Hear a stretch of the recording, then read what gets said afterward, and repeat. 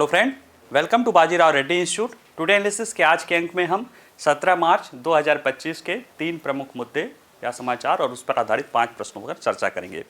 जिसमें से पहला समाचार है भारत की पहली CAR-T सेल या कार्ट सेल बोलते हैं कैंसर इम्यून थेरेपी जो है उसका क्लिनिकल ट्रायल जो है 73% सफल हुआ है और ये द लैंसेट जैसे प्रतिष्ठित जर्नल में प्रकाशित हुआ है। इस भारत की जो पहली स्वदेशी कार्ट या CAR-T सेल थेरेपी है, इसकी खास बात यह है कि ये वैश्विक स्तर की गुणवत्ता लिए हुए है और जो वैश्विक स्तर की इसकी कीमत आती है उसके 1/20 से 1/25वें हिस्से में ये इस जो है इलाज को करने में सक्षम है। तो ये काफ़ी कैंसर के रोगियों खासतौर से जो ब्लड कैंसर हैं और जो एडवांस स्टेज में हैं उनके लिए एक बेहतर ये समाचार है। ठीक है, दूसरा समाचार है कि स्मार्ट सिटी मिशन जो है जून 2015 में शुरू किया गया था। शहरों की आवश्यकताओं को देखते हुए जैसे उम्मीद है कि 2030 तक हमारे यहाँ शहरों में लगभग 40% के आसपास आबादी रहने लगेगी। उस शहरों का योगदान 75% GDP में होने लगेगा और ऐसे लिए उनकी आवश्यकताएं भी बढ़ेगी।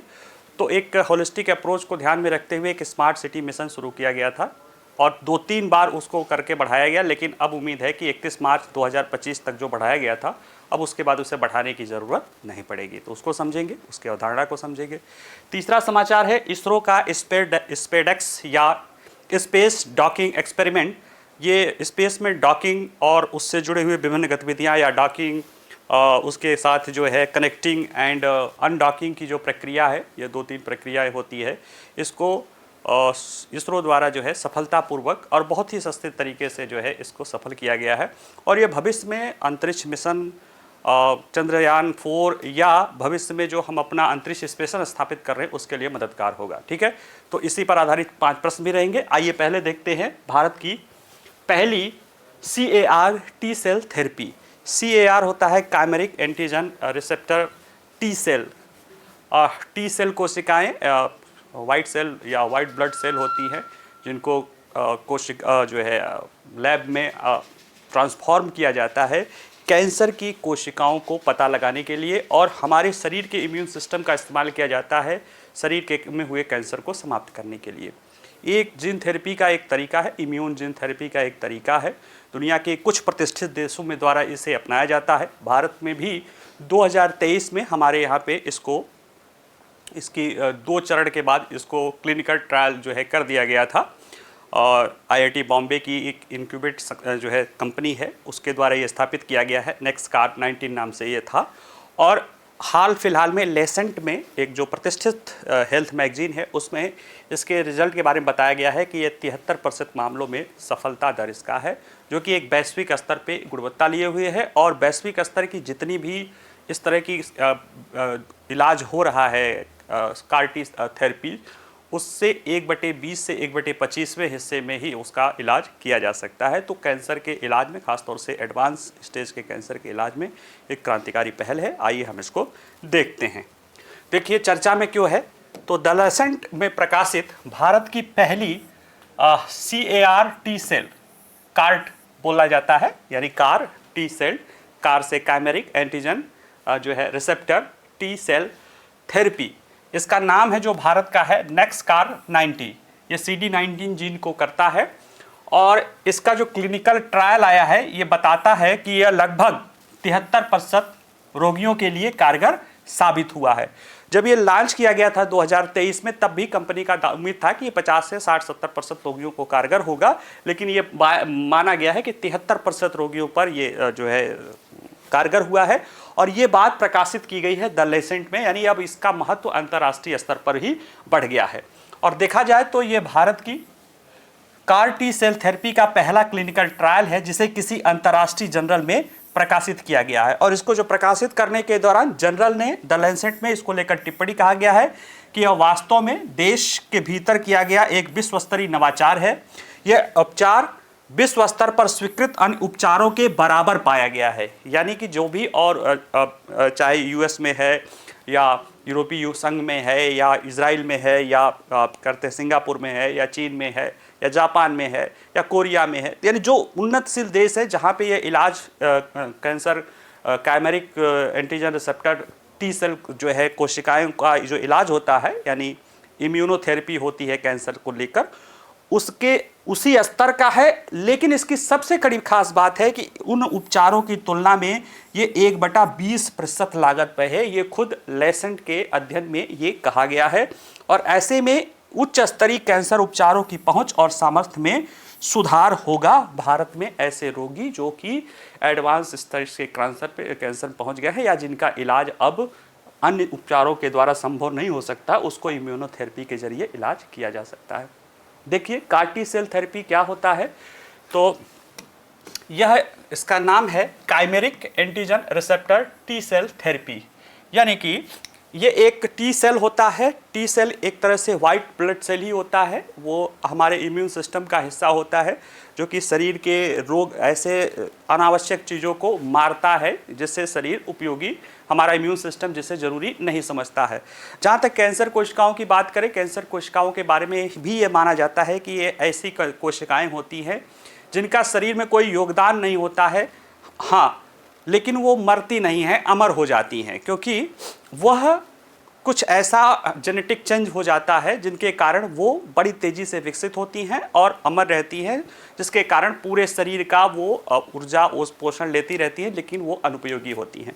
ऐसे में हमारे अपने शरीर के इम्यून सिस्टम से ही एक कोशिका को लेके, जो कि इन कैंसर कोशिकाओं को पहचान कर सके, फिर उसे लैब में बढ़िया से तैयार किया जाता है, उसे द्विगुणित किया जाता है और फिर से जो रोगी होता है, पेशेंट होता है, उसके ब्लड में उसमें प्रभावित कर दिया जाता है। इसके बाद वह अपना इम्यूनोथेरेपी होनी शुरू हो जाती है और धीरे धीरे करके 8-10 दिन के अंदर जो है फिर वो रोगी को आराम मिलने लगता है। और फिर इसका अनुमान है कि ये 73% तो लैंसेट में कह रहा है कि इसको लाभ हो सकता है। तो देखिए ये जो सुपरचार्ट कोशिकाएं होती हैं, इनका काम क्या होता है कि कैंसर कोशिकाओं के पीछे जाना और विशेष रूप से ल्यूकेमिया और लिम्फोमा जैसे रक्त कैंसर कोशिकाओं को समाप्त करना होता है। ये जो भारत में अभी जिस थेरेपी की बात की जा रही है वो कार टी सेल थेरेपी, वो पूरा एक नाम है, यानी जो कैंसर के जुड़े इम्यूनोथेरेपी से बात करता है। भारत का जो अपना है उसका नाम है NexCAR19। यह IIT बॉम्बे की एक इनक्यूबेटेड कंपनी है जिसका नाम है इम्यूनो एक्ट। ये IIT बॉम्बे के द्वारा इस कंपनी को जो है कह सकते हो प्रायोजित किया गया है या मदद किया गया है, उसके द्वारा ये थेरेपी तैयार की गई है। नाम है NexCAR19। ये 2023 में ही इसके द्वारा किया गया था, स्वदेशी रूप से विकसित किया गया था। और यह एक कार टी थेरेपी है और यह थेरेपी CD19 प्रोटीन ले जाने वाली कैंसर कोशिकाओं को लक्षित करती है। यानी कैंसर कोशिकाओं में CD19 प्रोटीन जो कोशिकाएं होती हैं वो पाया जाता है, एक तरह से नाम है कोशिका है, उसी को लक्षित करती है। और फिर उसी के लिए नाम देखिए इसका NexCAR19 के नाम से जो है इम्यूनो एक्ट द्वारा इसे बनाया गया है। बाकी काम ये वही करता है जैसे कार बोला कि उसके टी कोशिका को उसको लैब में अभी देख भी लेंगे, दिखा भी है, लेकिन मेनली वही है कि हम जो है बता देते हैं कि शरीर से क्या होता है कि ब्लड निकाला जाता है। जैसे इसकी प्रक्रिया है, जो रोगी होता है उसको लगता है कि अब उसके इलाज की ज़रूरत है, तो वो रक्त जहाँ निकाला जाता है वहाँ पे वो अपना ब्लड देता है। उस ब्लड से उसमें इम्यून सेल या वाइट ब्लड सेल निकाला जाता है, उसको लैब में उसको सुपरचार्ज किया जाता है, यानी उसमें चेंज किया जाता है और फिर इसके बाद उसको ब्लड में डाल दिया जाता है। 7-8 दिन बाद ब्लड में डाल दिया जाता है। फिर वो कोशिकाएं जो एंटीजन कोशिकाएं होती हैं या जो वाइट ब्लड सेल या टी कोशिकाएं होती हैं जो कैंसर को पकड़ने के लिए होती हैं, वो उनको मारना शुरू कर देती है और धीरे धीरे करते करते पूरे शरीर का जो है जो रक्त कैंसर है उसका इलाज किया जा सकता है। अभी इसका इलाज अपोलो फोर्टिस और कुछ अमृता मैक्स सहित कुछ एम्स इसमें अस्पतालों में होता है। काफ़ी महंगा खर्च है। वैसे तो दुनिया के खर्च जो औसत खर्च आता है उसका 1/20वां 1/25वां हिस्सा है। तो देखा जाए कि 5% पे वो खर्च हो रहा है, 5% 4% की खर्च पे वो इलाज हो रहा है, लेकिन फिर भी भारत के लिए वो काफ़ी महंगा अभी भी है। ये देखिए, ये रोग उन रोगियों के लिए है जिनके पास कोई अन्य विकल्प नहीं है और ये प्रभावित व्यापक आबादी में इसके लिए जो हमारा नियामक था उसने इसके तीसरे चरण के नैदानिक या उसको डायग्नोसिस को छूट दे दिया था कि बड़े पैमाने पर ये फैला है और ऐसे रोगी जिनका कोई इलाज नहीं है उनको मरना ही है, क्योंकि कोई इलाज नहीं है तो उन पे ये इलाज वो चाहे तो कर सकते हो। लेकिन शर्त ये था कि इसे आप 15 साल तक, अगर आप किसी रोगी का इलाज कर रहे हैं तो 15 साल तक उसके हेल्थ पर ध्यान या उस पर सुपरविजन करेंगे, ताकि कुछ भी चीज़ें रहे तो वो देखा जा सके। तो ये चीज़ किया गया है। प्रक्रिया जैसे मैंने बता ही दिया था कि कैसे आप जाते हैं, ब्लड वहाँ निकाला जाता है, फिर वो लैब में जाता है और वहाँ पे वो बड़ा आसान कह लग रहा है, लेकिन नहीं, वहाँ पे जीन ट्रांस जो है चेंज किया जाता है या उत्सर्जन परिवर्तन किया जाता है। फिर इसके बाद वो 10 से 15 दिन के बीच का ये पूरा काम लगता है। कैसे भिन्न है तो देखिए, कीमोथेरेपी जो किया जाता है उसमें कुछ महीने या साल जोड़ता है लोगों के जीवन में। कई बार बहुत शुरुआती चरण में इलाज हो भी जाता है, लेकिन वैसे नॉर्मली माना जाता है कि बार बार करके कुछ साल ही जोड़ा जा सकता है। जबकि इसके जरिए एक बार में अगर ये सफल रहा तो पूरी तरह से कैंसर के जड़ से समाप्त कर देने वाला होता है। दूसरी बात यह है कि इसमें इलाज को आसान बनाता है, क्योंकि कीमोथेरेपी कई सत्र में होता है और ये वास्तव में एक 7 से 10 दिन की सारी प्रक्रियाएं होती है। और इसमें ऐसे कैंसर रोगियों का इलाज किया जाता है जिनका इलाज संभव अभी तक के जो है प्रौद्योगिकी से संभव नहीं होता है। क्यों महत्वपूर्ण है जो हमने अपना नेक्सकार 19 किया है? तो देखिए, अत्याधुनिक कैंसर उपचार तक जो पहुंच है उस तक हमें ये पहुंच देता है। साथ ही साथ जो इन महत्वपूर्ण बड़े देशों में जो उपचार की लागत है वो लगभग $10 लाख आता है, यानी आज के संदर्भ में देखा जाए, मतलब जो डॉलर की कीमत है देखा जाए करीब 8,70,00,000 रुपए खर्च आता है ओवरऑल पूरा इलाज आदि लेकर, जो है दवाओं आदि का खर्च लेकर। जबकि इस प्रौद्योगिकी नेक्सकार 19 में $30,000 आता है, यानी 25 से लेके 27 लाख रुपए तक का आता है। कहाँ 8,70,00,000 यानी 870 लाख, कहाँ 25 से 27 लाख, यानी देखा जाए तो एक फ्रैक्शन में 4 से 5% में ये इलाज करता है। लेकिन अभी भी जो इम्यूनो एक्ट है उसका मानना है कि भारत के लोगों के लिए अभी भी ये महंगा है, क्योंकि भारत में बहुत सारे लोग इतना महंगा इलाज नहीं अफोर्ड कर सकते हैं। और कंपनी का अपना लक्ष्य है कि इसे 10 से 20 लाख के दायरे में लाया जा सके। और लोगों का मानना है कि जब बड़े पैमाने पर ये जैसे ये प्रौद्योगिकी परिपक्व हो जाएगी, जो जीन ट्रांसमिशन या जो जीन उत्परिवर्तन करने की जो है, यानी जो जीन के सुपरचार्ज जो कोशिका बनाने वाली प्रौद्योगिकी है, जब वो बड़े पैमाने पर होने लगेगी, स्केल ऑफ इकोनॉमी पे होने लगेगी, तो ये और सस्ती हो जाएगी। और आम लोगों को तो नहीं कह सकते हैं, लेकिन हाँ, इसका इलाज जीवन से बड़ा नहीं है। और इसमें कुछ लोग ये भी कह सकते हैं कि सरकार मदद भी करती है ऐसे कैंसर रोगियों की जो अपना इलाज करने में सक्षम नहीं है। तो ये अगर इलाज हो सकता है और बड़े पैमाने पर हो सकता है तो हम अपने हज़ारों लाखों लोगों की जान बचा सकते हैं। तो इसलिए ये एक महत्वपूर्ण प्रौद्योगिकी है। और दुनिया के लिए देखा जाए तो 4 से 5% पे, यानी कौड़ी के, यानी आप देखिए कि कौड़ियों के दाम में एक विश्व स्तरीय व्यवस्था भारत ने कैंसर के इलाज के लिए की है। ठीक है, अगला जो हमारा समाचार है वो है कि स्मार्ट सिटी मिशन के 10 वर्ष के लगभग पूरे होने हैं और अब इसे ऐसा माना जा रहा है कि अब ये समाप्त हो जाएगा, क्योंकि 3 बार इसे बढ़ाया जा चुका है। मार्च 2025 तक के लिए इसका लक्ष्य बढ़ाया जा चुका है। और जो लोग बता रहे हैं कि अभी इसमें लगभग जो बजट एलोकेशन है वो लगभग 1% टोटल जितना प्रोजेक्ट है उसका लगभग 1% है, और उसे भी मार्च तक जो है अलॉट कर दिया जाएगा, यानी इसे आगे बढ़ाने की अब ज़रूरत नहीं पड़ेगी। तो ऐसे में आइए ज़रा सा समझते हैं स्मार्ट सिटी मिशन के अवधारणा है क्या है, उसकी उपलब्धियां क्या रही हैं, क्यों उसकी आवश्यकता क्यों है। ठीक है, देखिए 10 साल पहले मामला क्या है तो समझें। तो 10 साल पहले ये शुरू हुआ था और 3 बार इसका विस्तार हो गया था, और अंततः ये माना जा रहा है कि 31 मार्च को ये समाप्त होने वाला होगा। और ये जो लॉन्च किया गया था जून 2005 में लॉन्च किया गया था, और 100 स्मार्ट शहर बनाने के उद्देश्य से लॉन्च किया गया था। जैसे कि अभी आप लोग देखे होंगे कि भारत सरकार विकसित भारत कहती है या इंडिया 2047 कहती है, तो वो उसकी भी अवधारणा कहीं, हालांकि बजट में तो वित्त मंत्री ने उसकी बताने की कोशिश की है, लेकिन स्मार्ट सिटीज़ के बारे में कोई बहुत व्यापक परिभाषा के नहीं, लेकिन हाँ कुछ अवधारणाओं के साथ आप उसको समझ सकते हैं। स्मार्ट सिटी से ये नहीं होगा कि आप वो गगनचुंबी इमारतें और बिल्कुल हाईटेक सारी चीज़ें होंगी। स्मार्ट सिटी से आशय है कि ऐसा शहर हो जो कि सस्टेनेबल हो, अपनी ज़रूरतों को वो सेल्फ सस्टेनेबल पूरा कर सके या उसका प्रभाव वातावरण पे या इन्वायरमेंट पे कम से कम पड़े, उसकी मोबिलिटी ऐसी हो, उसके आवास ऐसे हों, उनके जलापूर्ति से लेके जो है कचरा उपचार से लेके विद्युत आपूर्ति तक ऐसा हो जो कि सेल्फ सफिशिएंट से हो, प्रौद्योगिकी से उन्मुख हो और वो सततता को लेकर हो, बाकी जितने स्टेक होल्डर हों वो आपस में जुड़े हों। और सबसे खास बात है कि ये 100 शहर ऐसे शहर इनको इस स्मार्ट सिटी मिशन के तहत करना है कि जो कि एक अपने लिए एक पॉइनियर शहर के रूप में हो सकें, बाकी और शहर भी इनसे सीख सकें। तो 100 उत्कृष्ट उदाहरण बनाने के लिए सरकार ने 100 स्मार्ट सिटीज मिशन के तहत जो है जून 2015 में जो है ये प्रक्रिया शुरू की गई थी।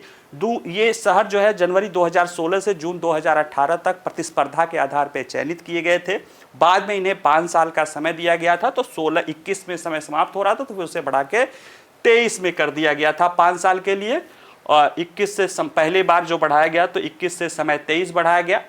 और इसके बाद फिर से लगा कि नहीं, कुछ प्रोजेक्ट अधूरे रह जाएंगे, तो 30 जून 2024 को 31 मार्च यानी मार्च 2025 तक के लिए बढ़ा दिया गया है। और अब लग रहा है कि वो बढ़ाने की आवश्यकता नहीं पड़ेगी, क्योंकि 48,000 करोड़ रुपए में के केवल 1% से भी कम की मंजूरी बची है। यानी जितना निर्धारित अभी कुछ खर्चा करना है उसमें से केवल 1% यानी करीब 480 करोड़ रुपए तक की ही सरकार को मंजूरी देना है। तो इस वित्तीय वर्ष में ही वो आसानी से दे सकता है। ऐसे में इसे आगे बढ़ाने की ज़रूरत नहीं है। हालांकि अभी जो पूरा प्रोजेक्ट है उसमें से 6 से 7% अभी कार्य बाकी है, तो ये मिशन समाप्त हो जाएगा, लेकिन वो कार्य कुछ समय तक चलता रहेगा। बजट उसका एलोकेशन 31 मार्च तक कर दिया जाएगा।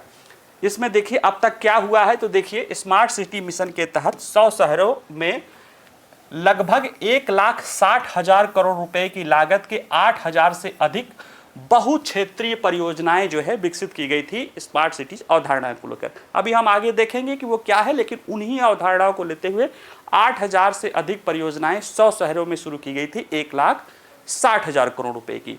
और अभी जो हाल फिलहाल में जो डेटा बता रहा है, डेटा सेट या डैशबोर्ड बता रहा है स्मार्ट सिटीज मिशन का, उसमें ये बता रहा है कि 1,60,000 करोड़ में से 1,50,000 करोड़ रुपए तक की जो परियोजना है, और यानी उतना जो लागत की, और 7491 परियोजनाएं लगभग पूरी हो गई है। यानी कि अब बची हैं सिर्फ 14,357 करोड़ रुपए की और 567 परियोजनाएं, यानी ओवरऑल 7% परियोजनाएं अभी हैं।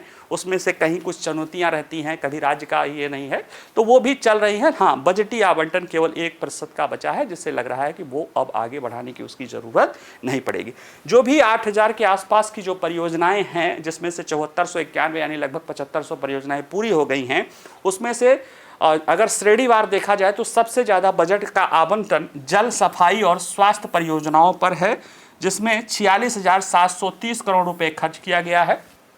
इसके बाद दूसरे स्थान पे है स्मार्ट मोबिलिटी है, यानी जो शहरों में परिवहन की व्यवस्था है, मास रैपिड ट्रांसपोर्ट सिस्टम की जो विभिन्न व्यवस्थाएं हैं, उस पे जो है 37,362 करोड़ खर्च किया गया है। इसके बाद तीसरे स्थान पे स्मार्ट गवर्नेंस का स्थान आता है।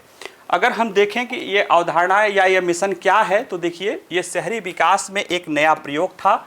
जून 2015 में ये अपनी शुरुआत के बाद से ही मिशन में कई नवीन विचारों को अमल में लाने का प्रयास किया गया है। जैसे जो 100 स्मार्ट शहर हैं उनके लिए प्रतिस्पर्धा किया जाता था, हितधारकों द्वारा संचालित परियोजनाओं का चयन किया जाता था। हितधारक कौन कौन से होते हैं? केंद्र सरकार है, राज्य सरकार है, स्थानीय सरकार है, जो बहुत सारे स्पेशलाइज ऑर्गेनाइजेशन हैं, एजुकेशनल इंस्टीट्यूट्स हैं, विभिन्न सारे दानदाता संस्थाएं हैं। यानी कहीं पर अगर वर्ल्ड बैंक का है तो वर्ल्ड बैंक है, कहीं पे एशिया विकास बैंक है तो एशिया विकास बैंक है, और भी अगर कहीं जाक्सा है यानी जापान की जो है संस्था तो वो है, उनको भी इसमें जोड़ा गया है। अगर कोई बैंकिंग सिस्टम फाइनेंस कर रहा है तो वो भी जुड़े हुए हैं। सिविल सोसाइटीज़ ग्रुप हैं, एनजीओज़ हैं, यानी जितने स्तर पे और कोई भी निर्माण कार्य से जुड़ी हुई चीज़ें हैं, यानी जितने स्तर के हितधारक हैं उन सबको इसमें जोड़ने के लिए किया गया है। और इसके लिए स्पेशल पर्पज व्हीकल का गठन किया गया है। स्पेशल पर्पज व्हीकल एक तरह से आप कह सकते हो इंटिटीज़ या कंपनी बनाई जाती है जो उसी कार्य के लिए बनाई जाती है एक इकाई के रूप में। और इसका उद्देश्य शहरी शासन में सुधार के लिए प्रौद्योगिकी और डिजिटल समाधानों को असरदार तरीके से करना है। और 100 शहरों में से प्रत्येक ने परियोजनाओं का अपना अलग विविध सेट तैयार किया है, जिसमें से कई तो बिल्कुल यूनिक हैं और पहली बार ही लागू की जा रही हैं। इनकी अवधारणा को देखा जाए तो स्मार्ट सिटी अपनी सबसे अहम ज़रूरतों और जीवन में सुधार करने के लिए सबसे बड़े अवसरों पर ध्यान केंद्रित करता है।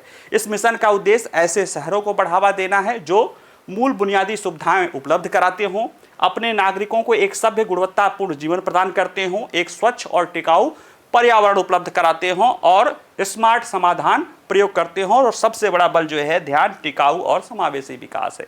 इसमें से जो 2-3 जो मुख्य पहलू है, अभी नीचे भी देखेंगे, उसमें से मेन है कि जो हमारा आवासीय सेक्टर है वो सस्टेनेबल हो, हमारा जो आपूर्ति व्यवस्था है, जलापूर्ति है, वो सस्टेनेबल हो या और रिन्यूएबल हो, और जो ऊर्जा क्षेत्र है वो सस्टेनेबल हो, वो रिन्यूएबल हो, जो हमारा कचरा निपटान हो वह बेहतर तरीके से हो, और जो मोबिलिटी हो वो भी स्मार्ट मोबिलिटी हो। तो ये कुछ प्रमुख पहलू हैं, और भी कई सारे इसमें पहलू हैं। देखा जाए तो पर्याप्त पानी की आपूर्ति, निश्चित विद्युत आपूर्ति, ठोस अपशिष्ट प्रबंधन, सही स्वच्छता, कुशल शहरी गतिशीलता, ये सारे पहलू हैं। स्वास्थ्य और शिक्षा, बुजुर्गों की सुरक्षा, नागरिक की सुरक्षा, टिकाऊ पर्यावरण, सुशासन, विशेष रूप से ई गवर्नेंस, नागरिक भागीदारी, तो इन सारे पहलुओं को मिलाकर ये संचालित किया गया है। इसकी आवश्यकता क्यों है, क्यों हमें स्मार्ट सिटीज़ मिशन की ज़रूरत पड़ी? तो देखिए, वर्तमान में जो जनसंख्या 2011 का आंकड़ा है, क्योंकि उसके बाद तो जनगणना हुई नहीं है, जनगणना 2011 का जो आंकड़ा है, क्योंकि उसके बाद जनगणना हुई नहीं है, उसमें ये बताता है कि लगभग 31% हमारी आबादी शहरों में रहती है, और हमारे ओवरऑल जीडीपी का 63% योगदान जो है शहरों का था 2011 की जनगणना में।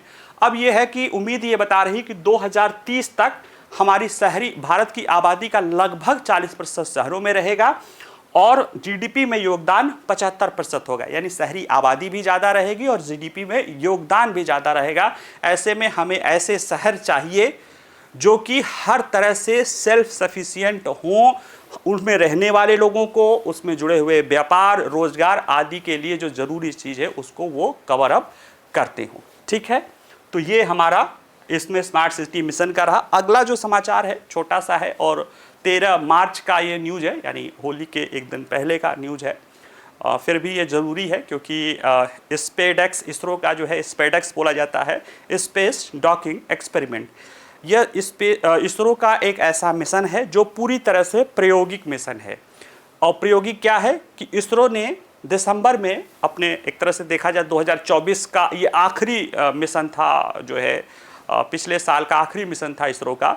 उसने 2 उपग्रह 220 किलोग्राम के 2 उपग्रह छोड़े, और वो फिर एक कक्षा में दोनों उपग्रह घूम रहे थे। जनवरी में उन दोनों उपग्रहों को आपस में जोड़ा गया, एक पास लाया गया, कई बार गड़बड़ हुई, फिर बाद में काफ़ी तेज़ गति से घूमते हैं, कई किलोमीटर पर सेकंड की गति से घूमते हैं।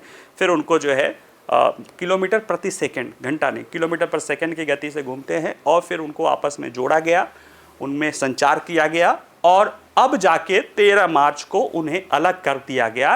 और इस तरह से स्पेस डेक्स के जो कई आयाम होते हैं, जो विभिन्न चरण परीक्षण करना था, वह सफल रहा, और काफ़ी कम कीमत में इसरो ने ये परीक्षण सफल करके दुनिया के 4 देशों के लीग में शामिल हो गया है। अब तक ये सफलता अमेरिका, रूस और चीन के द्वारा किया गया था, और भारत के द्वारा जो है अब ये सफलतापूर्वक किया जा चुका है। जो भारत के चंद्रयान मिशन, गगनयान या अपना अंतरिक्ष स्टेशन स्थापित करने वाली जो भी परियोजनाएं हैं, उन सब के लिए एक बहुत महत्वपूर्ण जो है, यह एक टूल्स के रूप में, या एक कह सकते हो एक आधार के रूप में काम करेगा। आइए जरा देखते हैं मामला क्या है। तो देखिए, भारतीय अंतरिक्ष अनुसंधान संगठन ने अपने अंतरिक्ष डॉकिंग प्रयोग या स्पेसडेक्स को सफलतापूर्वक अनडॉक कर दिया है।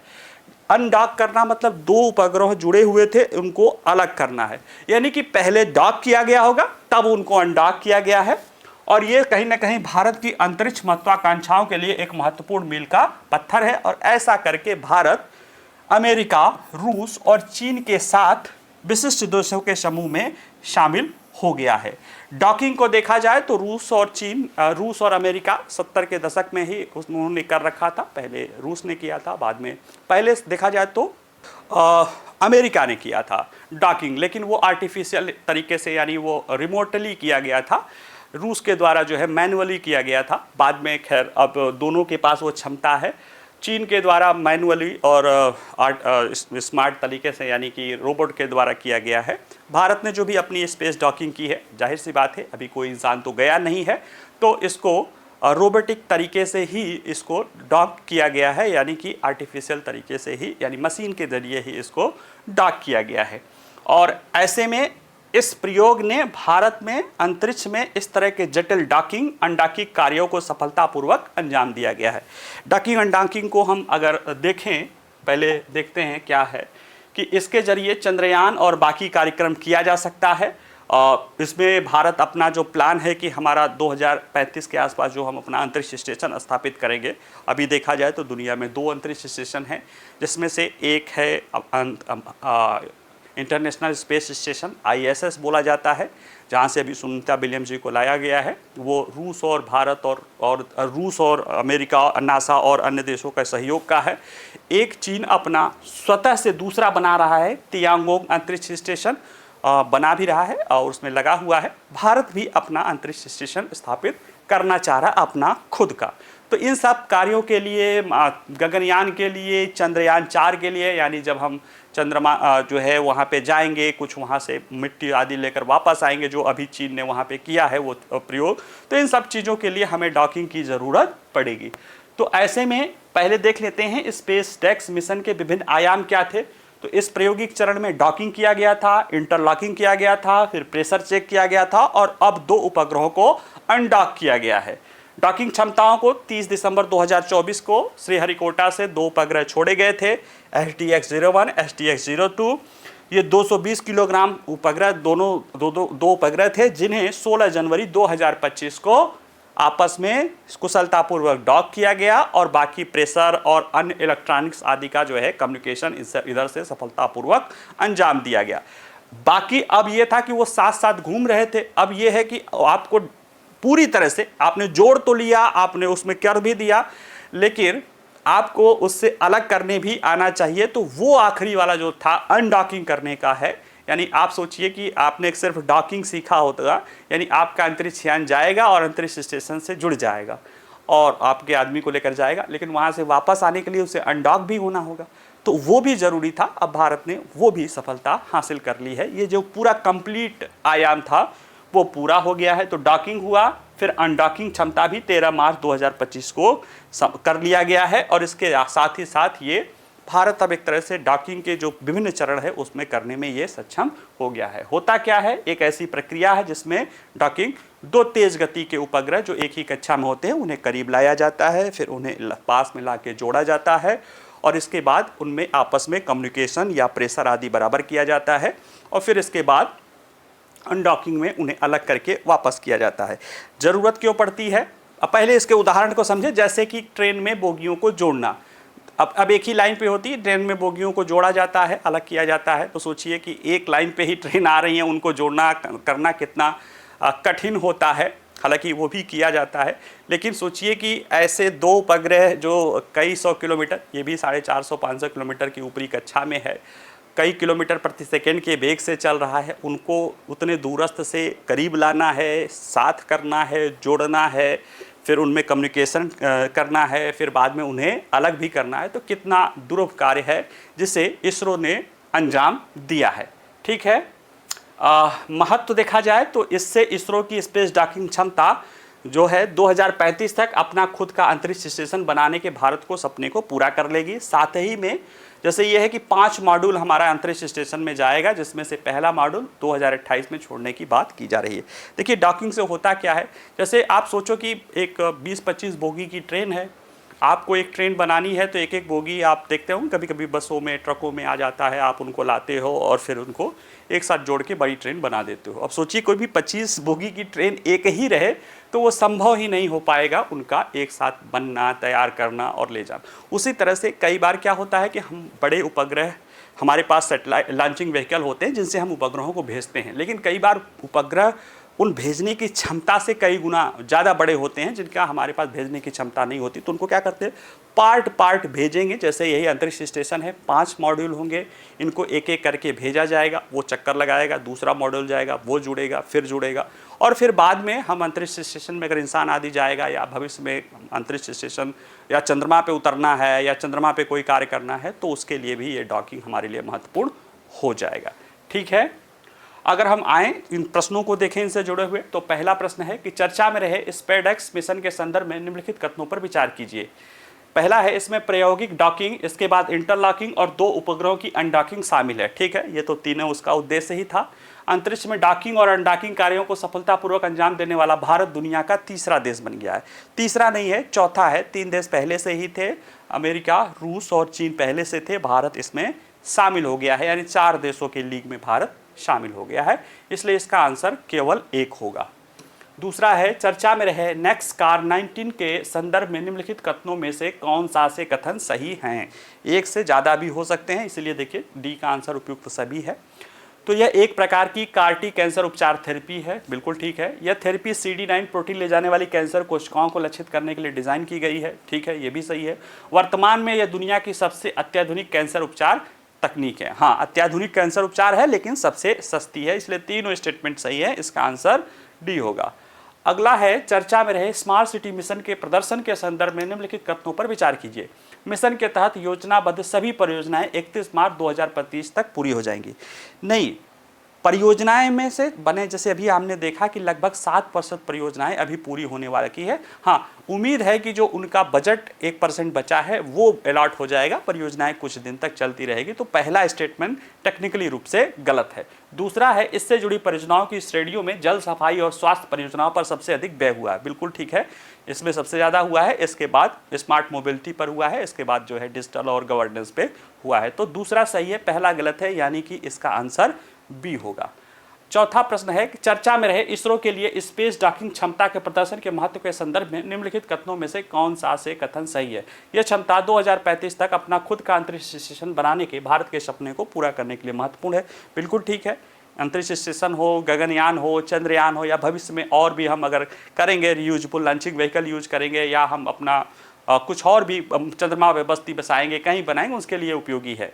दूसरा है, भारत ऐसे तकनीकी क्षमता रखने वाला विश्व का चौथा देश है। हाँ, ये स्टेटमेंट सही है।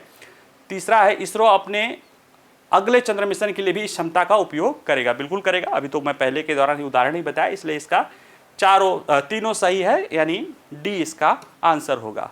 अंतिम प्रश्न है, चर्चा में रहे स्मार्ट सिटी मिशन के संदर्भ में निम्नलिखित कथनों पर विचार कीजिए। स्मार्ट सिटी मिशन भारत के शहरी विकास में एक नए प्रयोग के रूप में जून 2015 में शुरू किया गया था, बिल्कुल ठीक है। इस मिशन के तहत शहरों, स्वच्छ जल और स्वच्छता, स्वच्छ ऊर्जा, आर्थिक विकास पर 70% से अधिक परियोजनाएं संयुक्त राष्ट्र के तहत सतत विकास लक्ष्यों के अनुरूप है, बिल्कुल। उसका ध्यान ही पूरी तरह से अगर देखा जाए, मेन फोकस है सतत विकास पर बल, और ये कहीं ना कहीं जो संयुक्त राष्ट्र संघ का जो सस्टेनेबल डेवलपमेंट गोल का है, उसके साथ ही जो है काफ़ी हद तक जो है जुड़ी हुई है, इसलिए इसका आंसर जो है सी सही होगा। और इस तरह से हमारा आज का जो है क्लास समाप्त होता है। बाकी वीडियो पसंद आए तो आप लोग लाइक करिए, शेयर करिए, कोई प्रश्न हो तो कमेंट बॉक्स में पूछ सकते हैं।